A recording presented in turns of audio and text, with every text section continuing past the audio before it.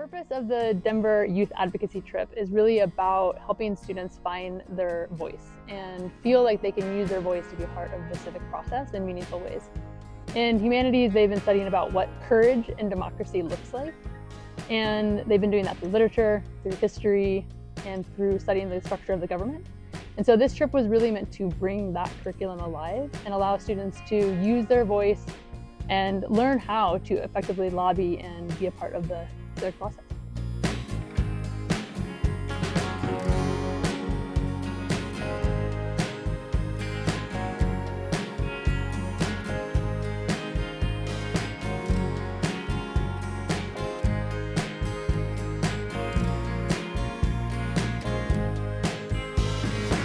Students were able to work with different organizations that aligned with their specific interests.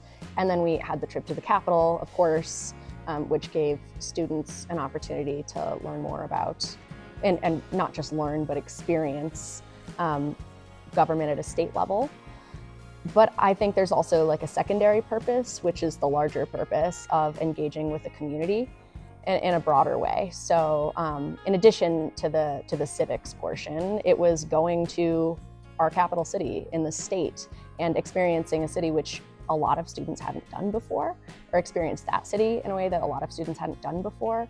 It was experiencing the community and culture of that place and going to eat in town and spending time downtown. And also there was the purpose of connecting with our community as Animas High School.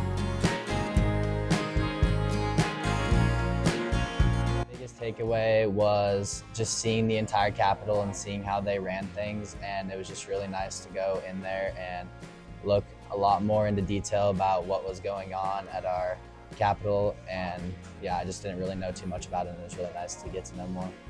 Like, the Capitol is an incredible building, you know, and there's a lot of amazing humans that are working there. And just being there, soaking in the environment, you know, being around, you know, folks who are in charge of determining many things in our lives, I think is impactful. And one of our students stepped up in ways with really great probing questions at a time when the room was silent. I remember her looking around saying, "Okay, what do you got?" Because she wanted to talk, and nobody was really saying anything. And then out of the blue, a student who I just wouldn't have picked doing that just rose to the occasion, hand up in the air, and asked two really great questions. There's definitely a couple highlights. I'd say that I liked going to the legislative building, shaking hands with the senator that was in there, and then speaking with a legislative representative, a district representative for our area. Like, she was at the Capitol building in Denver, but she was the representative of this area of Colorado. And then the other one was another student who I felt again, caught up in the moment of the Capitol and the people, being with others of their color, which was like an amazing experience to watch. They were so excited to be surrounded by diversity. Yeah, for me, talking to James Coleman, the Senator President, it was very important to me because it was just really good seeing color in like government positions, especially high authorities. It was like a nice visual of sometimes legislation and what happens in our government can feel really far away, this whole crazy process. But when you're actually looking at a bunch of people in the room, you're like, this is like a version of Stuco. It's complicated and important, but it's also not that different from everyday life. Humanity to the person that the news will sometimes tend to strip away, because usually their names and photos, you don't ever get to actually meet the people. And so getting to actually meet them and see that they're just humans along with you is definitely great. Youth advocacy is presently one of the biggest ways that we can get our voices out there. It's kind of the only way that we can make change. And if we want this to happen before it's too late for anything to actually come about, we have to start as early as we possibly can. And that's with lobbying, and that's with advocacy, that's with going and talking to your representatives, that's with emailing, and that's with protesting, that's with doing everything that you can to make the change that you want to see in the world. Obviously, if we're going to be asked to take a week of our time that we could be spending on our curriculum to go do something that's largely humanities focused, that could be seen as a bit of a sacrifice in terms of my curriculum, but I didn't see it that way because I think that so much of what we learn in math, especially with POWs, is about critical thinking. And even if you're not going to use the math skill explicitly, increasing your problem-solving ability is critical.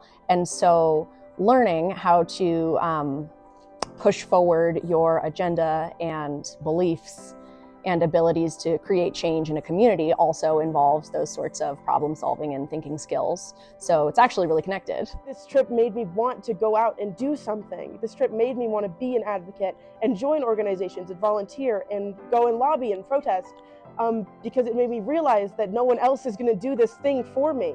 Like, I have to be the one to go out and do it. I have to be the one who has to get involved in these organizations. I have to be the one to tell my representative that these are the things that I want to see. I have to be the constituent who goes out and emails Katie Stewart and tells her that this is the bill that I want her to pass. Then other people are going to do it. Other bills are going to be passed, ones that I don't want to be passed. I have to advocate for myself because no one else is going to do it for me.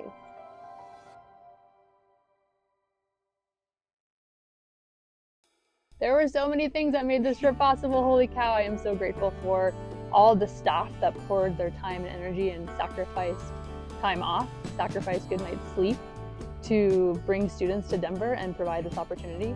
That also extends to the parent chaperones who came on this trip. We had 4 parent chaperones that came: Jennifer Beyer and Kathy Van Delden, Patricia Grinstaff, and Jesse Reeves. And also, I have to give a huge shout out to the Colorado League of Charters that gave us a very generous donation so that we could bring all these students to Denver and make it possible.